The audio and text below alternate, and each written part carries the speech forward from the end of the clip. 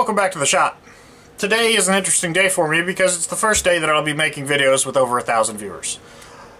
1,000 doesn't sound like a lot, and I've said, if you've been with me for a while, you've heard me say this before, but if you're new, I don't care about the number of subscribers. I really don't. I care about the quality of the subscribers. I have a great channel because I have a great group of people that leave constructive feedback, that you know, it's not all about hearing, oh, good job, that looked great, any of that shit. It's not about the compliments. It's about objective feedback. It's about tips. It's about tricks. It's about, you know, anecdotal stories, or, you know, historical anecdotes about, oh yeah, my father had this wrench, or this one time. That is great. I love that kind of stuff. Feel free to leave it in the comments. If it's, you know, if it's critical, don't feel bad. You're not going to hurt my feelings. I just ask you to leave some additional narrative in there that tells me how you think I could improve it. And anyway, so anyway, if you're new, welcome to the channel. If you're old, thanks for watching again, or been around anyway. So I'd like to say, Scoutcrafter, thank you for the plug. And my channel went from under 1,000 to almost 1,100 in a matter of hours.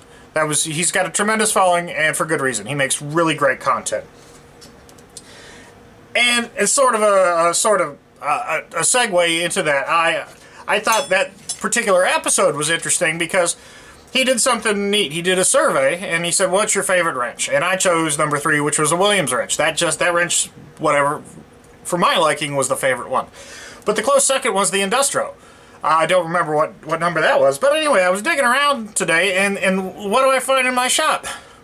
This is not an Industro. But it sure as heck looks like one, right? I didn't even realize when he showed it that this is a box end wrench on this end. I thought it was just a hole to hang things from, but it's got such a thin profile I didn't recognize it, because typically they're much thicker. So anyway, you know, I found that Industro, which I thought was pretty cool. But then, you know, right underneath the Industro was what my favorite was. Number 3 was a Williams wrench. And this is like a Spud wrench. It's a 3/4 inch wrench with a Spud, and it's sort of jacked up here. I'm not sure if I'm going to try to straighten that out. I'm not sure if that really hurts the utility of this wrench. But I think what I'm going to do today is sort of as an homage to Scoutcrafter in his survey. I'm going to clean out my favorite tool, and we're going to see what this looks like at the end. So anyway, let's get a couple snapshots and be cleaning this up. And I don't know, because we have so many new viewers in here, I might give a little narrative along with what I'm using, where I got it, and how I like it and whatnot, just so you know what my processes are, as opposed to the other guys. So let's get started. This is my Sandblaster. It's a blasted all cabinet. It's got a reclaimer on the back. I get quite a bit of use out of this. It's been an indispensable tool, and I picked it up on Craigslist along with a bunch of other tools. It was an unfortunate series of events for a poor gentleman, and I just happened to be in the right place at the right time, and I picked up this and quite a few other things for very cheaply. So anyway, the sandblasting, media blasting cabinet has been just indispensable, and I think they're a great tool. So I'm going to get started with that.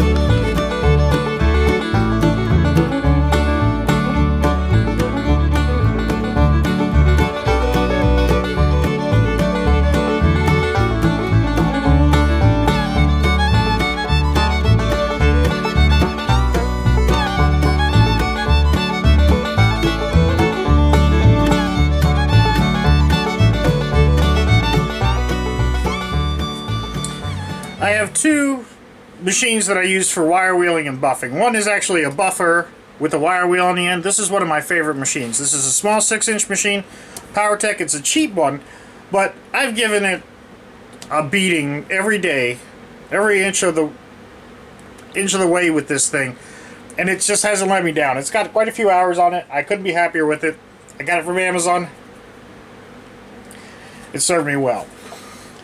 It served me so well, in fact, that I actually bought a low-speed grinder from PowerTech. This is an 8-inch one. We'll get a little bit closer view on it. But the PowerTech, you know, I'm not brand loyal at really any level, but you know, these cheaper tools have served me well. I have a DeWalt 8-inch 3600 RPM, and I prefer the slower speed. This is the 1725 or 1750 RPM.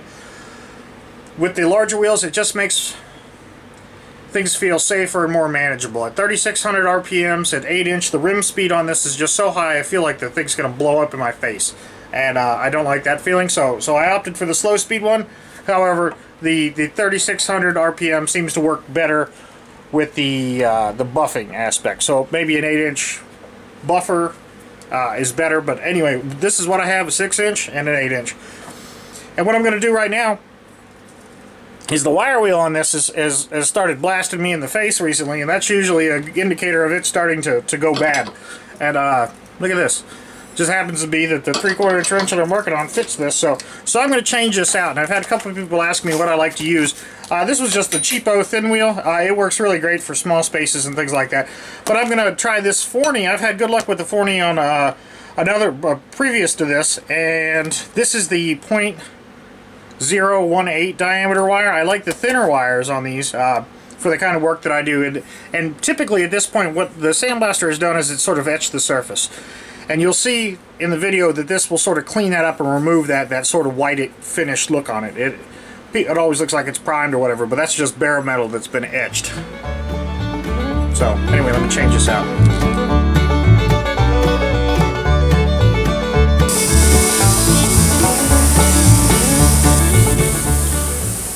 Alright, so that's been through the sandblaster and the wire wheel, and you can see how that's starting to look pretty finished. But the next step that I typically do is take this over to the belt sander. Let me take you over there. This is my Kalamazoo 42-inch belt grinder. It's new to me. It's a used tool. I got it from a tractor show a couple weeks ago, and it's got a little bit more power than a belt sander that I'm going to show you here in a minute. And this machine will move material faster than my other belt sander, and it is slightly harder to adjust the belts on this one. There's a little bit more labor involved swapping the belts out. So I'll elaborate on that in a little bit when I get to the other machine. But anyway, let's start cleaning this up because I want to get a pretty good polish on this Williams wrench. Sometimes it's just too deep and it's not worth getting it all out. It'd be nice if this was really, really shiny, but you know, it might not be worth getting that all out. Now, when you're buffing or doing any sort of abrasive work, if you're at it for a while, it's going to get hot, so you need a decent set of gloves. These pine tree gloves, these seem to be working pretty good. The extra large, I don't know, average size hands or whatever. The extra large is probably should go with 2X. I'm 6'2", about 260 pounds, so decent sized guy, and I should have gone with 2X. So anyway, but anyway, these gloves seem to work pretty well.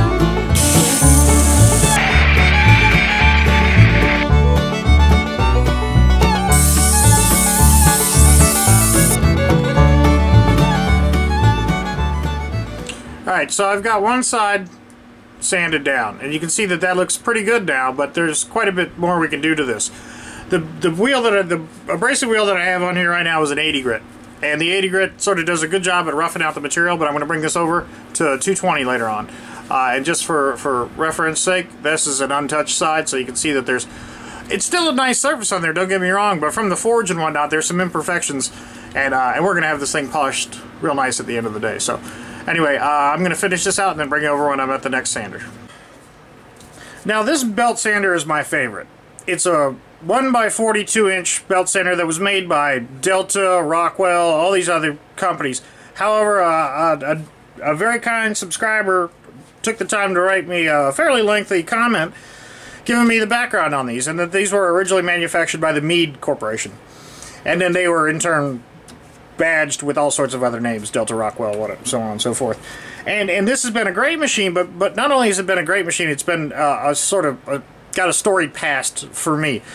This was my grandfather's, and my buddy, who is a knife maker, went ahead and bought this from him and says, you know, this would be great for making knives.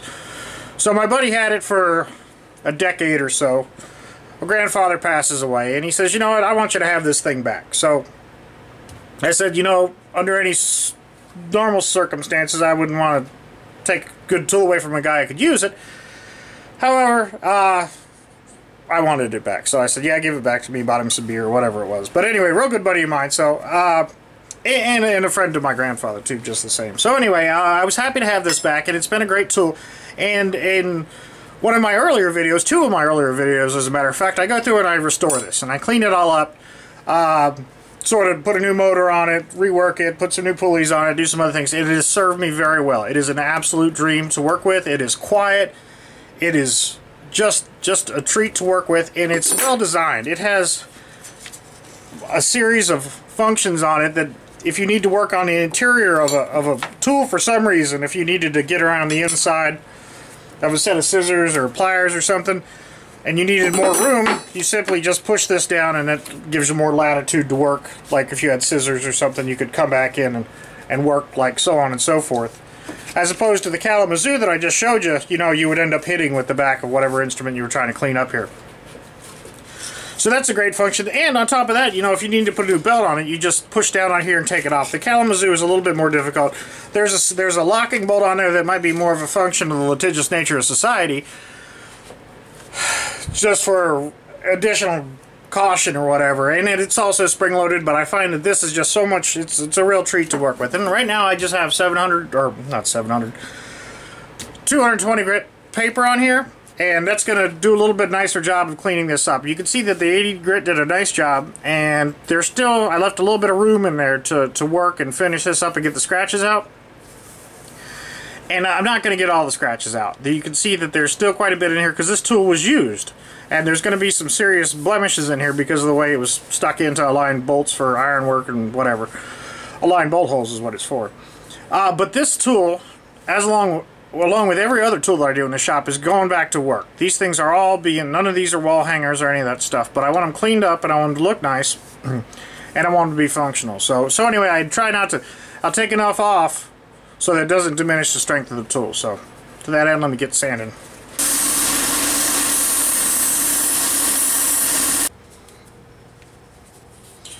Alright, so you can see the wrench is starting to take shape now.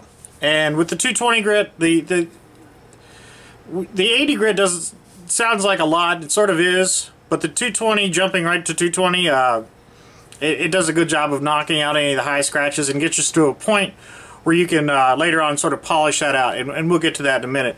But what I've got here is that there's some spots that the belt sander can't get into very well. It's going to want to track differently, and it just doesn't get in there. And for that, there's really no beating die grinders, and having a lot of die grinders is helpful in my shop anyway, and I've got a video about that. I think it's called 20 Minutes of Hot Air. But anyway, I'm going to take the die grinder and get in here and clean up these spots that I couldn't get with the belt sander, and then I'm going to bring it over to the other buffing wheel that I have. Alright, so hopefully this shows up. I've managed to polish this out, and you can see the other side. It was able to get in there and avoid taking off any of the, I don't want to take off any of the maker's mark on this. So this let me get in there and polish that out. And then later on I will come back through with a very fine wheel on sort of a softer pad, and that'll round out all these corners without removing any material from the maker's mark. Alright, so this is one of my favorite tools in the shop. It's a nylon fiber wheel. It's made by a company called UXCell. That's UXCELL. And I got it on Amazon for, I think the big one I got for 20 bucks. And these small ones are, I don't know, $8, $9, something like that. The sizes are metric, but they will fit the standard. So this is a 5/8 arbor, and whatever the equivalent was, you know, with the washers on there, it sort of pinches on, and then you sort of straighten it out as you use the tool. It'll start out a little wobbly, but it'll eventually get straight and run true. Same goes with this. This is going to be, you know, 6mm or whatever, something close to 1/2 inch, and these are great. These are phenomenal. These are the best things in my shop. If I had to take two things to do tool restorations, I would say a wire wheel, a fine wire wheel with the, like I said, the .018 is my favorite. And then one of these fiber wheels. You can get a lot of work done with these. They really work great. So anyway, it's going to come in here and give this a pretty good shine, but we're still not done with this wheel. So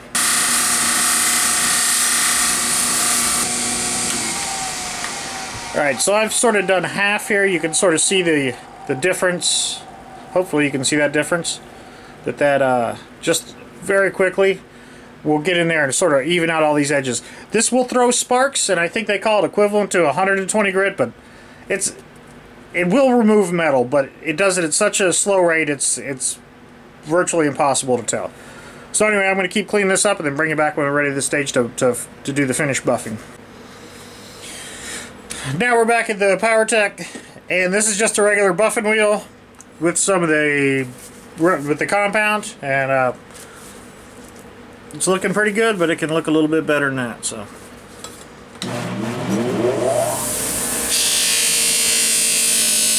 this is really when you need the gloves. This puppy's going to get hot. Now to really finish it off, I'm going to use just a cotton pad and a little bit of rubbing compound, and this will really put a shine on it.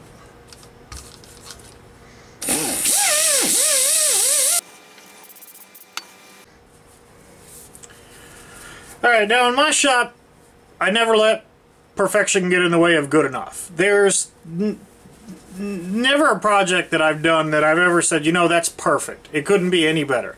That there's something that's not, that I'm so enamored with that you know, there's always something to be critical about. But I try not to let that get in my way of getting the job done. So I don't want to dither on a particular scratch or a nick or a dent or something that I have no control over. Sometimes it's fun to go down those rabbit holes, but it's not always productive. And at the end of the day, it's just about sort of improving the tool. And you know, you might improve it a little bit, you might improve it a lot. It's going to vary with your skills and your time and your, you know, it's from day to day. So anyway, this is sort of an example of not letting perfection get in the way of good enough. There's a couple imperfections on the top of here that you can see right on that section that, you know, would it be nice if I could get those done and out of there? Yeah, but you know, I'm not going to let it stop the job or anything like that. Are there a couple extra dents in here that if I spent a couple seconds longer on the sander?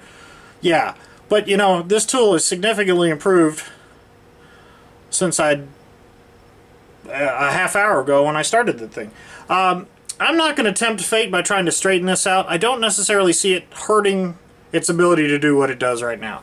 If I try to get in there and straighten it up, for all I know, it's designed like that. So anyway, this is just a typical cleanup. I hope that's a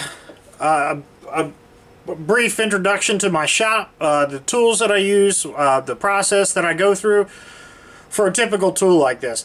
I like to get into some of the, I don't know, more intricate things. I've got a sprinkler, tractor sprinkler I did that was quite fun, and I change it up from time to time, but primarily this channel does tools. But anyway, again, I look forward to your comments. I thank y'all that are new to the channel, and I thank everybody that's been here all along. So anyway, thanks for hanging out with me in the shop, and have a good night. Oh, and go over to Scout Crafter's channel and vote for number 3, that Williams wrench.